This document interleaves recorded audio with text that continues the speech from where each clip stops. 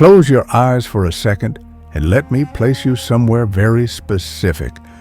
Not the postcard Rome of marble statues and clean museums, but the living, breathing Rome that smells like smoke, sweat, olive oil, and wet stone after rain. Imagine the city before you ever reach its center, endless roofs, temple pediments, the distant roar of the Circus Maximus, and a river that carries silt, stories, and bodies alike. Now imagine you are not a visitor. You belong to the machine that keeps all of this standing. If I had been a Roman legionary, if you had stood beside me, our lives would not have been a single heroic moment. They would have been years of repetition, discipline, and logistics so detailed it feels modern. Lists of nails, rations measured by day, bridges planned like equations, and a daily routine that makes war feel less like chaos and more like heavy work done under the threat of sudden death. You would see Rome first, but you would not stay in it. Rome is where you're made. The frontier is where you're spent. You would learn that the empire is not only conquered by swords, but by roads that do not forgive bad feet, by marching camps that appear and disappear like clockwork, and by men who can dig a defensive ditch after walking 30 kilometers with their world on their backs. You would learn the geography of power, how rivers become borders, how mountains slow supply lines, how winter kills quietly, and how fear changes shape depending on the land. In this story, I'm going to take you through what you would actually live: recruitment and training, the daily mathematics of marching and building, the first time your body understands what a battle line really is, and the long campaign far from the warm stone of Rome, where forests swallow sound, where rivers become steel-colored barriers, and where victory is measured not only in enemies defeated, but in whether your unit can still stand together at dusk. Stay close. The empire is loud, but the truth of it is in the details. Quick channel note. Before we step into the Legion's world, if you haven't subscribed to the channel yet, please subscribe and like this video. It genuinely helps me keep making these long, detailed stories, and it tells the algorithm that you want more of this kind of immersive history. Now, come with me. Chapter 1. Rome makes you. Recruitment, training, and the city you don't really own. If you were there with me, the first lesson would hit you fast. Rome does not ask what you want. Rome asks what you can endure. Recruitment is not a romantic scene. It's inspection. Age, teeth, shoulders, scars, hands that can grip a shovel as well as a sword. In the early empire, the Legion is a long contract, decades of service. It is also a ladder, steady pay, a possible bonus, and if you survive long enough, land or a settlement payment at the end. For men with little inheritance, that promise is a kind of gravity. You would stand in line under a hard sky, hearing names called, watching the clerk's stylus scratch wax tablets. Around us, Rome keeps moving, carts grinding on stone, donkey bells, the shout of vendors. The city is a giant throat that never stops clearing itself. Once you are accepted, the real transformation begins. Training is not just getting fit, it is reprogramming. You learn to march in step until your body does it without permission. You carry a pack that feels unreasonable at first: food, cooking gear, tools, spare clothing, and the small personal items that remind you you're still human. The Roman soldier is famous for fighting, but the deeper truth is that he is famous for carrying and building. We drill with wooden weapons heavier than the real ones because Rome wants the real blade to feel light when the moment comes. You practice thrusting, not slashing, because a short stabbing sword used behind a shield wall is brutally efficient. You learn what your shield actually is, not decoration, but a moving piece of architecture. You don't hold it, you live behind it. And then there's the discipline. It's not theoretical. Rome's army runs on punishment as much as on pride. You learn to obey signals, horn calls, standards raised or dipped, because in battle, you cannot hear individual voices. You learn that the standard is not a symbol. It is the unit spine. Lose it, and you lose yourself. When you have leave in the city, you begin to see Rome differently than a civilian would. You notice infrastructure. You notice water, because water is life in every camp you will ever build. Aqueducts are not marvels. They are proofs of control. You notice how roads enter and exit the city like arteries, because roads are how an empire breathes. You notice the Tiber, because rivers are both supply and threat. And you notice crowds, because crowds can turn into riots, and riots can turn into orders. If you walked with me through the Forum, you would see senators in bright-bordered togas and think for a moment that power lives in their voices. But then you'd see the praetorians, imperial guards, standing like locked doors. You'd understand that Rome's true power is not speech. It is organized force. At night, in cheap lodgings near the barracks, you would hear the city through walls, laughter, arguments, the clatter of a tavern, the distant thunder of games. Rome distracts itself because it can. But in the Legion, even pleasure is measured. Too much wine gets you whipped. Too much pride gets you corrected. Too much softness gets you killed. And then, sooner than you expect, the order comes. Not a dramatic announcement, just a posting, a destination, a unit name. We are leaving. Rome has made us into tools, and tools do not stay in the workshop. They are sent where the empire needs pressure applied. You would stand at dawn with the others, helmet under arm, pack biting into your shoulders, and look back at the city's outline. The temples and arches are beautiful, yes, but you would feel something more honest. Rome is not your home. Rome is your employer. And now, you're going to the place where the empire's edge is tested. You would walk out on stone roads laid by men who once did the same. You'd pass tombs along the roadside, warnings made of marble. Everyone ends up outside the city eventually. And as the roofs shrink behind us, you'd realize the story is no longer about Rome at all. It's about distance. Chapter 2. The road is the empire, marching, camps, and the geography of control. If you want to understand what being a legionary feels like, don't picture battle first. Picture the road. We march in columns that stretch like a moving wall across the landscape. The discipline is practical. If the column breaks, supply breaks. If supply breaks, men starve. If men starve, the army collapses. Each day is measured. How far? Where water is, where wood can be cut, where grazing exists for animals, where ambush would be likely. You learn to read land the way a sailor reads the sea. The empire is a geography lesson taught by fatigue. Italy's softer hills give way to harsher edges as we move toward the frontier. You feel climate before you can name it. Air that gets sharper at dawn, rain that lasts longer, wind that finds gaps in your clothing. Your feet learn their own vocabulary of pain, hot spots, blisters, cracked skin, until you understand why Roman sandals are built the way they are and why soldiers obsess over socks and foot wraps.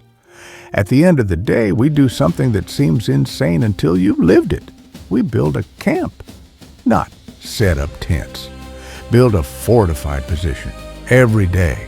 First the ground is measured, then a ditch is cut. Soil thrown inward to form a rampart. Stakes are set. Gates are organized. Streets inside are laid out in a grid so that even in darkness, men can find their cohort area without confusion. The commander's tent sits in the same relative position every time. Order is not comfort. Order is survival. If you were beside me, you'd notice how the camp changes your mind. You stop thinking of wilderness as open. You start thinking of it as uncontrolled. The camp is a piece of Rome that we unfold on hostile ground and then pack away again. It is psychological warfare as much as engineering. Locals see that we can arrive tired and still build a fortress before sleeping. That says something about what they're up against. Logistics follows us like a shadow. Grain is life, salt preserves, vinegar is mixed with water because stagnant water kills. Weapons need oil, leather needs care, metal rusts. And always there are nails, so many nails, because Rome's army is a traveling construction industry. Even our marching sandals are engineered to survive stone roads and mud. Along the route, you see the empire's connective tissue, milestones with distances carved into stone, bridges that turn rivers into minor inconveniences, way stations where officials track movement, towns that grow fat on the army's demand for food, animals, and tools. The frontier is not a line on a map. It is a zone of constant negotiation between Rome's appetite and the land's ability to feed it. When we reach the great river boundary, imagine standing on the bank of the Danube, you finally understand why rivers matter. The Danube is not just water. It is width, current, cold, and time. It is a moving obstacle that forces planning. On one side, Roman provinces with roads and tax records. On the other side, forests and hills where enemies can vanish into terrain that doesn't report to anyone. You would watch engineers work with a calm that feels almost arrogant. They calculate spans, drive piles, lash timbers, anchor pontoons. They turn the river into a path. That is Rome's signature, not only defeating people, but rewriting the landscape so that movement becomes Roman, and with movement comes war. Because across that river lies a place Rome wants to tame, not for romance, but for resources, security, and prestige. Mountains that hide strongholds, mines that promise iron and gold, tribal alliances that can raid provinces if left unchecked. The emperor's reputation is tied to whether the frontier stays quiet. As we prepare to cross, you would feel the mood shift. Jokes get shorter. Men check straps more often. The sound of sharpening becomes common. Even the animals sense it. Horses restless, mules stubborn. You sleep in armor more than once because rumor spreads faster than orders. And then we cross. On the far bank, the land looks the same at first. Trees, hills, sky. But it feels different because you are now the one who doesn't belong. Scouts move ahead. Auxiliary troops, archers, cavalry, specialists from other regions take positions that match their skills. The legion is heavy infantry, the corps, the anvil. Others are the eyes and the reach. If you were there, you'd realize something sobering. The march was not separate from the war. The march was the war's foundation. Every camp we built, every road we repaired, every bridge we threw across water, each one was a decision that narrowed the enemy's freedom and widened ours. The frontier is not won in a single battle. It is won by making the enemy's geography stop working for them.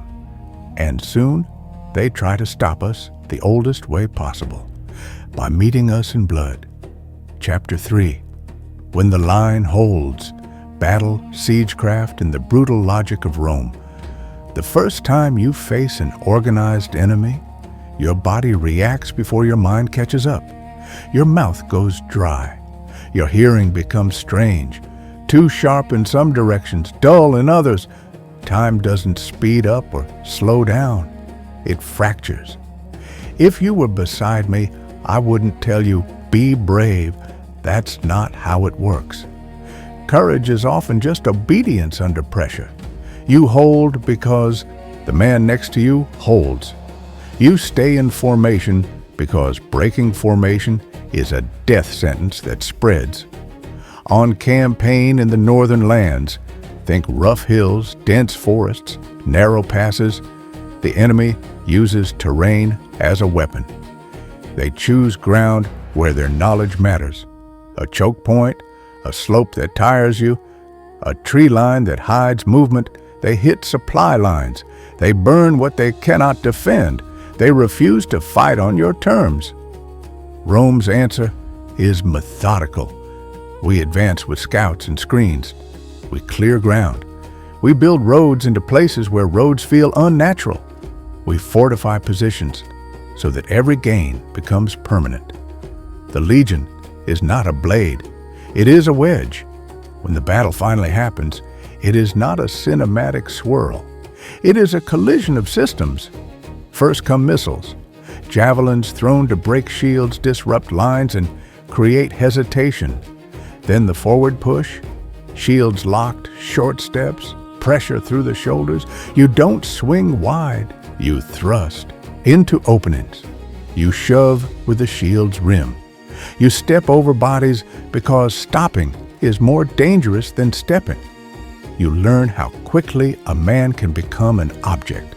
One moment he speaks, the next he is in the dirt, and the line moves over him like water over a stone. The sounds are not heroic. Metal on wood, men choking, officers shouting signals you barely process. The standard visible above everything, the point you cling to when your vision narrows. The ground changes as the fight continues. Dry soil becomes slippery, then sticky. Blood is not a dramatic splash. It is a steady contamination of everything. Afterward, the field is quiet in a way that feels wrong. The living speak softly without deciding to. Some men vomit, not from gore, but from the release of tension. Others go blank, as if emotion would be too expensive. And then the next phase begins, because Rome rarely comes only to fight in open ground. Rome comes to take places. Siege warfare is where the empire's mind becomes visible. If the enemy retreats to hill forts, stone, timber, earthworks, Rome does not merely throw men at walls. Rome builds the answer. Engineers survey slopes. Work details cut trees, dig trenches, raise ramps. You carry baskets of soil until your shoulders burn. You hammer stakes until your hands blister. You watch artillery, ballistae, and other engines assembled like furniture, tested, adjusted. You learn that a siege is not one event. It is a long argument, made of wood, rope, and hunger. The geography matters constantly. On ridges, wind steals warmth and makes sleep shallow. In forests, damp rots leather and makes fires difficult.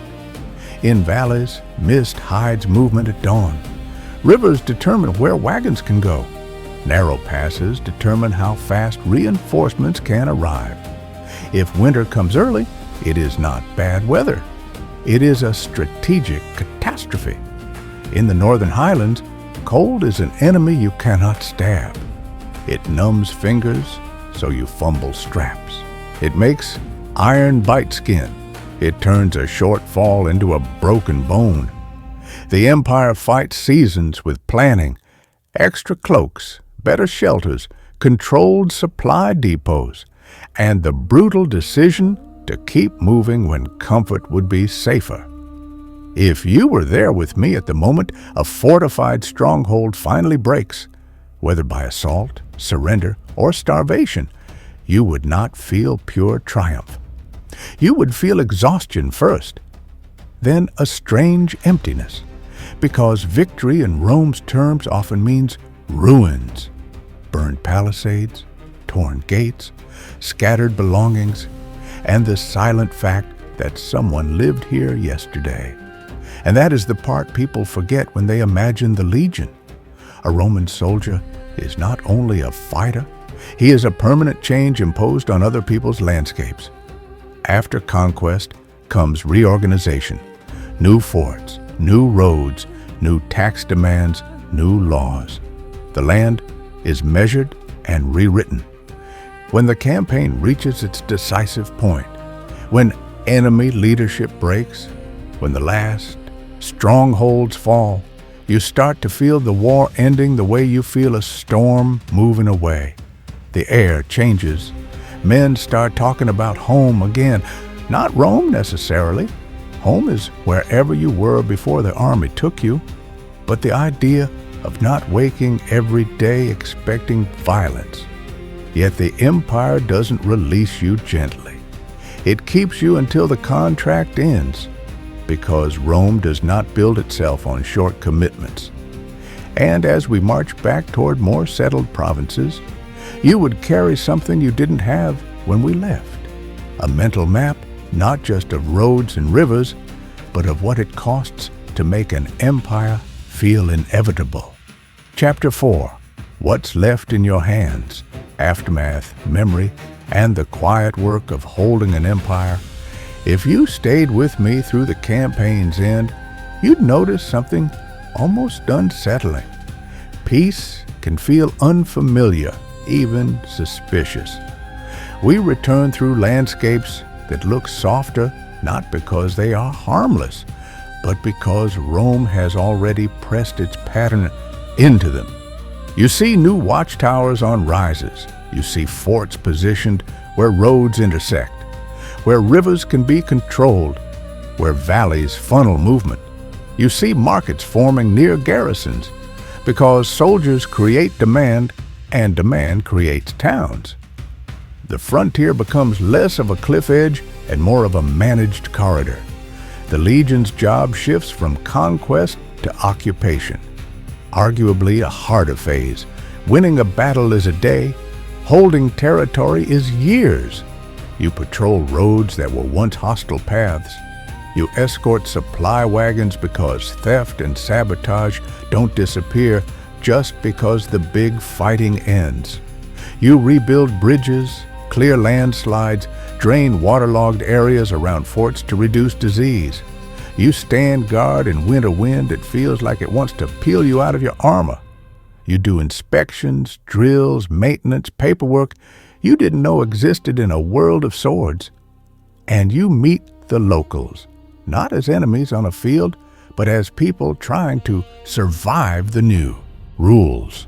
Some trade willingly, some resent quietly, some cooperate because it's safer. Some plan revenge in the way humans always do when they feel cornered. Rome doesn't only fight armies, it manages populations.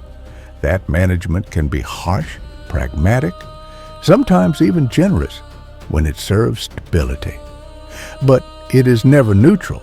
If you were there with me, you'd hear Latin mixing with other languages, auxiliaries from distant provinces, merchants chasing opportunity, officials counting, priests adapting. The empire is a constant negotiation between uniformity and diversity. Rome wants everything to function like Rome, but it also relies on difference, specialized troops, regional supplies, local knowledge. In the fort, daily life is a rhythm of small, repeatable tasks. Armor polished, weapons oiled, sand used to clean metal, leather checked for rot, rations counted. Training continued because skills decay. The army is a machine that must be kept from rusting, literally and figuratively. You learn to recognize the real threats. Not always raids, sometimes fever, sometimes contaminated water, sometimes a bad winter that shrinks food stores, sometimes an arrogant officer who pushes men past exhaustion. The Legion's greatest vulnerability is not a heroic enemy. It is neglect. And then, slowly, the years accumulate. Your body changes. Old injuries become weather instruments. You feel rain before it falls. Your hands thicken. Your posture becomes the posture of a man who has carried weight for too long. You begin to measure time by postings and paydays rather than by festivals. When the end of service approaches, it doesn't arrive with fanfare. It arrives with paperwork and a quiet sense of disbelief. You have survived the machine. If you're lucky, you receive a settlement, land or money, enough to start something small. Many veterans cluster near forts because that's where they understand life, where the roads are reliable, where trade flows, where their skills still matter. You see, veteran communities become the seeds of Roman towns.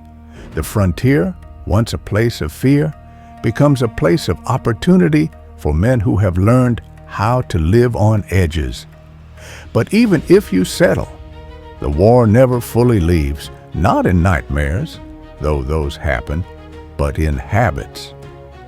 You still assess exits in a crowded place. You still listen for horns and signals that aren't there. You still feel a tightening in your chest when you hear shouting, because your body remembers what shouting can become. If you asked me years later what I saw as a legionary, I wouldn't start with battle. I'd start with a road disappearing into morning fog. I'd start with the sound of shovels biting earth as a camp rises from nothing. I'd start with the Danube's cold current and the engineer's calm hands turning a boundary into a crossing. I'd start with the moment you realize the empire is not a myth. It is labor, organized, relentless labor, backed by violence. And if you were really there with me side by side, I think you'd carry the same final understanding. Rome isn't only built in Rome. Rome is built wherever its soldiers can plant a standard, measure the land, and make tomorrow look predictable, at least for the people Rome chooses to protect. That predictability is the empire's greatest promise and its greatest threat. Outro. Final reminder. If you made it all the way through this journey with me, thank you. If you haven't subscribed yet, please subscribe to the channel and like the video. Your support is what allows me to keep producing these long documentary-style immersive stories. And if you want a continuation, tell me in the comments where you'd like to go next. Britannia's cold wall, the deserts of Syria, the streets of Alexandria, or another frontier where Rome's shadow meets the unknown.